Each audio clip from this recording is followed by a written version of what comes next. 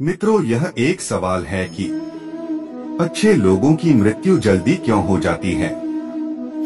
अक्सर यह देखा जाता है कि अच्छे से और धर्म से चलने वाले लोगों की मृत्यु अक्सर जल्दी ही हो जाती है।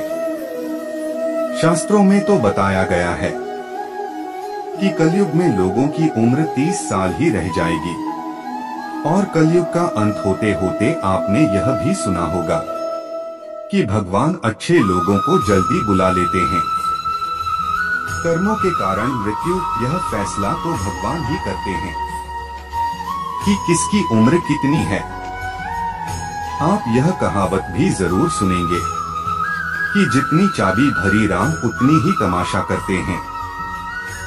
दोस्तों, इस कहावत से साफ हो जाता है कि किसकी मृत्यु कब होती है, यह भगवान ही तय करते हैं।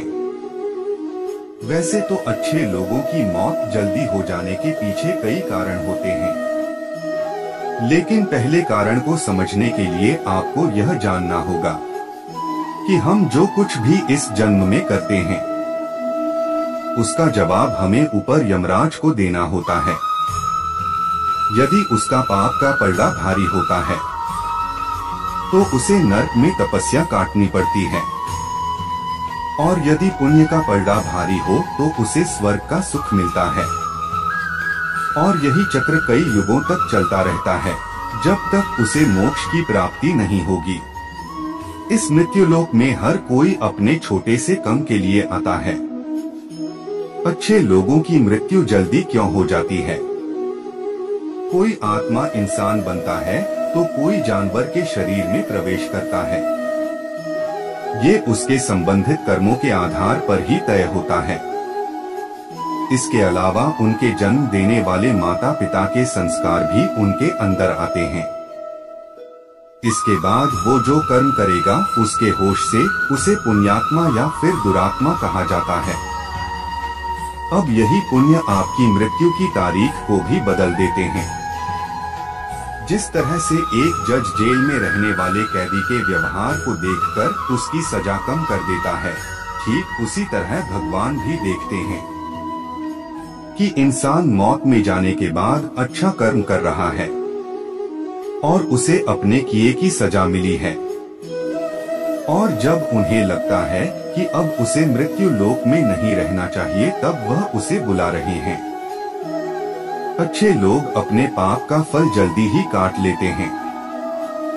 भगवान के विधान के अनुसार प्रत्येक व्यक्ति को केवल इतना ही दंड दिया जाना चाहिए जितना कि पाप किया जाता है। अब क्योंकि अच्छे लोगों के पाप कर्म बुरे लोगों के पाप कर्मों की तुलना में अधिक होते हैं, इसलिए अच्छे लोग अपने पापों का फल जल्दी ही कम लेते हैं। हिंदू धर्म की मान्यता है कि भगवान हर अच्छे व्यक्ति को किसी न किसी उद्देश्य के साथ मृत्युलोक में मान्यता देते हैं, और भगवान का अपना अवतार लक्ष्यों में शामिल होता है। इसीलिए जब वो उद्देश्य जल्दी हो जाते हैं तब भगवान उन्हें वापस बुला लेते हैं। अच्छे लोगों की मौत उनके अच्छे कर्मों पर ही लगातार करती है। इसके अलावा आपको ये भी बताते हैं कि जो लोग ये कहते हैं कि मरने के बाद इंसान खाली हाथ जाता है, उन्हें जान लेना चाहिए कि 3 चीजें ऐसी हैं जो मरने के बाद भी उनके साथ जाती हैं। एक है विशिष्ट कर्म, दूसरा है स्मृति और तीसरा है जागृत। इसीलिए अब आप किसी से ये मत कहना कि आप खाली हाथ आए थे और खाली हाथ छोड़ देंगे। मानव जीवन का उद्देश्य, इसकी वजह है मनुष्य में सत्य एवं असत्य का विवेकी हमारी बुद्धि का होना। लेकिन इस धरती पर हम दुनियादारी के चक्र में कुछ इस तरह फंस जाते हैं कि हमारी बौद्धिक सीमा में ही सिमट कर रह जाती है। हम सब कुछ अंतर्निहित सुखों को ही मानक सब कुछ मानते हैं। यही गलती हम कर जाते हैं, क्योंकि इसके बावजूद कोई भी व्यक्ति यह दावा नहीं करता कि वह पूरी तरह से सुखी है। सच्चाई यह है कि हमें सामान्य मानव जीवन के उद्देश्य का पर्दाफाश करने के लिए निरंतर प्रयास करते रहना चाहिए। यह सच है कि आपके और आपके परिवार के भरण पोषण की जिम्मेदारी हमारी है और हमें इसे हर हाल में निभाना चाहिए। लेकिन क्या आप यह समझ पाते हैं कि आप कितने दिनों तक या कितने सालों तक इस जगत में बने रहते हैं और आपकी मंजिल बन जाती है? तो इन कार्ड के उत्तर में ज्यादातर लोग यही कहते हैं कि पता नहीं, ऐसे लोग बड़े ही अजीब होते हैं। वो यात्रा तो कर रहे हैं पर यात्रा के संबंध में उन्हें कुछ जानकारी नहीं होती। क्या आपने कभी एकांत में यह सोचा है कि आपका यह मानव जीवन क्यों मिला है? तो दोस्तों, महाभारत में युधिष्ठिर महाराज के एक प्रश्न के उत्तर में भीष्म पितामह ने कहा था कि किसी से बढ़कर कोई भी जीव नहीं है। आपको यह जानकर आश्चर्य होगा कि 84 लाख योनियों के बाद हम मनुष्य जीवन से मिलते हैं और संसार के सभी प्राणियों में मनुष्य ही सबसे श्रेष्ठ है। मित्रों, धर्म कोई सा भी क्यों ना हो, हर किसी में यही बताया गया है कि जिसने इस धरती पर जन्म लिया है उसकी मृत्यु निश्चित है। और अगर बात सनातन धर्म की करें तो इसकी एक मान्यता के अनुसार बच्चे के जन्म की छठी रात ही ब्रह्मा जी उसकी किस्मत लिख देते हैं, जिसमें उसके आने वाले कल जैसे विवाह, पढ़ाई, नौकरी, यहाँ तक कि मृत्यु की तारीख तक शामिल होती है। इसी तरह दोस्तों, श्रीमद् भगवद गीता में भी भगवान श्री कृष्ण कहते हैं कि ये एक आध्यात्मिक और ईश्वरीय जीवन का पद है जिसे प्राप्त करके मनुष्य मोहित नहीं होता। यदि किसी जीवन के अंतिम समय में भी इस तरह की स्थिति में हो तो वह भगवत धाम में प्रवेश करता है। मनुष्य कृष्ण भावनामृत या दिव्य जीवन को एक क्षण में तुरंत प्राप्त कर सकता है और हो सकता है कि उसके लाखों जन्मों के बाद भी यह प्राप्त न हो। दोस्तों, यह तो सच को समझने और स्वीकार करने की बात है। भगवत गीता कहती है कि वास्तविक जीवन शुरू किया गया, यह उद्यम जीवन के साथ होता है। दोस्तों, इन बातों से यह तो स्पष्ट होता है कि हम सभी एक निश्चित समय के लिए पृथ्वी पर रहने वाले सभी लोग आते हैं और कुछ विशेष कर्मों को करने के लिए आते हैं। जब हमारे कर्म पूरे हो जाते हैं और इस जीवन के लक्ष्य प्राप्त हो जाते हैं तो प्रभु हमें परलोक में एक सहज स्थान प्रदान करते हैं। भगवान कृष्ण और अन्य कहते हैं कि वास्तविक जीवन तब शुरू होता है जब यह भौतिक जीवन समाप्त हो जाता है। मित्रों, जो लोग सदाचारी होते हैं और जीवन में अच्छे कर्म किए होते हैं वे वास्तव में विशेष होते हैं। जब उनकी मृत्यु का समय निश्चित हो जाता है तो दोस्तों वे इस दुनिया को छोड़कर आगे की यात्रा जारी रखते हैं। अच्छे लोगों के साथ बुरा क्यों होता है? मित्रों, आपने देखा होगा कि पूजा पाठ और धर्म कर्म करने वाले लोगों की जिंदगी बुरे कर्म करने वालों की तुलना में काफी कठिन है। आपने यह निश्चित रूप से सोचा होगा तो आप इसके रहस्य कथनों को खोलेंगे। आपके पुराणों में वर्णित एक कथा असंख्य है जिसके माध्यम से आप समझेंगे कि प्रत्येक प्राणी को उसके कर्म के अनुसार ही फल मिलता है। अगर कोई अच्छा कर्म करता है तो उसे अच्छा फल मिलता है और अगर कोई बुरा कर्म करता है तो उससे दुख मिलता है। दूसरी ओर, भले ही किसी भी धर्मात्मा के जीवन का आज आखिरी दिन था, लेकिन उसके द्वारा अच्छे कर्म किए गए क्योंकि उसे केवल एक कांटा ही लगा और वह बच गया। क्या अच्छे कर्म करके बुरे कर्मों के फल से बचा जा सकता है? शास्त्रों में बताया गया है कि व्यक्ति को अपने अच्छे और बुरे कर्मों के फल अवश्य ही पढ़ने वाले होते हैं। अच्छा कर्म करने से अच्छा फल मिलता है और बुरा कर्म करने से बुरा फल मिलता है। हमें अच्छे और बुरे दोनों कर्मों के फल भोगने वाले हैं। भगवत गीता में भगवान श्री कृष्ण कहते हैं कि कर्म की गति आसान नहीं है। इसका मतलब यह है कि यह फाइल बड़ी मुश्किल है कि हम में से कौन जन्म से कर्म करेगा और कौन जन्म में हमें उसका फल मिलेगा। हो सकता है जिस पाप के कारण आज आपके साथ बहुत बुरा हुआ कि आपने हजारों जन्म पहले किए हो, इसके अलावा हो सकता है। श्री कृष्ण ने कहा कि एक गांव में 2 आदमी काम कर रहे थे। उनमें से एक बड़ा ही धार्मिक था और रोज मंदिर जाता था और भगवान की पूजा करता था, लेकिन दूसरा आदमी नास्तिक था और वह भी रोज मंदिर गया था और वहां से उसने जूते, चप्पल और दाल पती से पैसे चुरा लिए थे। एक दिन उस गांव में बहुत जोर की बारिश हो रही थी और उस समय मंदिर में पुजारी के अलावा और कोई नहीं था। नास्तिक वाला मंदिर गया और उसने तुरंत ही सारा धन चुरा लिया और वहां से चला गया। उसी समय आस्तिक वाला आदमी भी मंदिर गया और भगवान की पूजा करने लगा। उसी समय मंदिर के पुजारी ने उसे देख लिया और उसे ही चोर समझ लिया। गांव के बाकी लोग भी आ गए और बचकर निकल गए।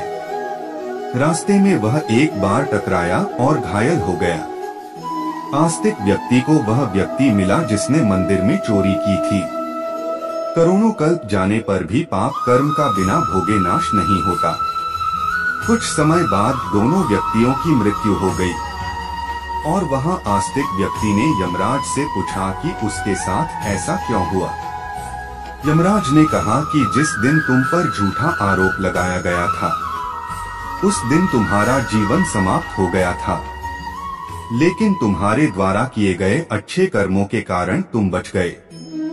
यमराज ने कहा कि दूसरी ओर किसी व्यक्ति के भाग्य में एक राजा बनना लिखा था, लेकिन उकेसे पाप कर्मों के कारण वह एक मामूली चोर बना रहा। मित्रों, दूसरे और शास्त्रों में यह भी बताया गया है कि करों कल्प अनुमान जाने पर भी पाप कर्म का बिना भोगे नाश नहीं होता। इसलिए जो व्यक्ति पाप करता है वह हो सकता है कि आज खुश हो, लेकिन उसे अपने पाप का फल कभी नहीं तो कभी छोटा नहीं मानता। इसी तरह से एक कहानी यह भी है कि एक बहुत ही ज्यादा पापी व्यक्ति एक रास्ते से जा रहा था और वहां बहुत सारा सोना मिल गया। और जब उसी रास्ते से एक अच्छा और धर्मात्मा व्यक्ति जा रहा था जिसे कांटा लग गया और वह जोर से जमीन पर गिर गया। वहां के कुछ लोगों ने सोचा कि यह तो बड़ा गलत हो गया और फिर वे दोनों आदमियों का चक्कर ले गए एक पंडित को दिखाई दिए। पंडित जी ने बताया कि वह जो पापी व्यक्ति है उसकी नियति में राजा बना था, लेकिन उसके द्वारा पाप के कारण उसे इतना सोना ही केवल मिल पाया है कि आपने कोई पाप अनजाने में किया हो जिसके बारे में आपको कुछ पता ही न हो। क्या धोखे से सबसे नए पाप कर्म का फल मिलता है? कर्म का सिद्धांत अचूक है। यदि आप कोई गलत कर्म करते हैं तो आपको उसका फल अवश्य मिलता है, चाहे आप उसे जानबूझकर या अनजाने में। शास्त्रों में एक बहुत ही अच्छा उदाहरण देखने को मिलता है जो यह है कि अगर आप अनजाने में छुए तब भी आपका हाथ तो जलेगा ही। शास्त्रों में ऐसी कई कहानियां इसी तरह से होती हैं कि अनजाने में पाप का फल भी लोगों को मिल जाता है। एक कहानी है पांडवों के पिता महाराज पांडु की, जिन्होंने एक हिरण को तीर मार दिया। वे उस समय नहीं जानते थे कि एक ऋषि ने हिरण का रूप धारण किया था और ऋषि ने उन्हें श्राप दिया था जिसके कारण आगे चलकर उनकी मृत्यु हो गई। सहस्त्रों के अनुसार क्षत्रिय राजाओं को शिकार करने की छूट है और हिरण को गिराना कोई पाप नहीं था, लेकिन पांडु यह नहीं जानते थे कि हिरण के रूप में वे एक ऋषि हैं, जिनके कारण वे इतने भयंकर श्राप मिले कि उनकी मृत्यु हो गई। पाप से बचने का उपाय क्या है? वैसे तो भगवान श्रीमद् भगवद गीता में कथन है कि कर्म और उसके सावन को समझ पाना बहुत ही कठिन है और किसी व्यक्ति को उसके कर्मों के फल अवश्य मिलते हैं। यदि कोई पाप कर्म करता है तो उसका फल अवश्य भोगना पड़ता है। लेकिन भगवान श्री कृष्ण श्रीमद् भगवद गीता के अध्याय 18 में कहते हैं कि सभी धर्मों को छोड़कर मेरी शरण में आ जा और मैं जाकर उसे सारे पापों से मुक्त कर दो। हमारी जिंदगी में बहुत से लोग आते हैं, उनमें से कुछ अच्छे होते हैं और कुछ बुरे होते हैं। दोस्तों, जो लोग अच्छे होते हैं उनके कर्म भी अच्छे होते हैं। उनकी बातों की वजह से हम उन लोगों को याद करते हैं और बुरे लोगों को हम भूल जाना पसंद करते हैं। लेकिन मैंने अपनी जिंदगी में बहुत से अच्छे लोगों को परेशान होते देखा है। इसके विपरीत बुरे लोग खुश रहते हैं और उनकी अपनी बुराइयां पर कोई प्रतिबंध नहीं होता है। बड़े बुजुर्ग का कहना है कि इंसान की नियति उसके परिवार के लोगों के द्वारा किए गए कर्मों से होती है। भगवान श्री कृष्ण ने महाभारत युद्ध के दौरान गीता के ये उपदेश अपने प्रिय शिष्य अर्जुन को दिए थे। गीता में दिए उपदेश आज भी उतने ही प्रासंगिक हैं और मनुष्य को जीवन जीने की सही राह दिखाते हैं। श्री कृष्ण के उपदेश हमें धर्म के मार्ग पर चलते हुए अच्छे कर्म करने की शिक्षा देते हैं। इच्छा पूरी नहीं होती तो क्रोध बढ़ता है और इच्छा पूरी होती है तो लोभ बढ़ता है। इसलिए जीवन की हर स्थिति में धैर्य बनाए रखना। धर्म केवल रास्ता दिखाता है, लेकिन मंजिल तक तो कर्म ही पहुंचाता है। वह जो सभी इच्छाएं त्याग देता है, मैं और मेरा की लालसा तथा भावना से मुक्त हो जाता है, उसे शांति प्राप्त होती है।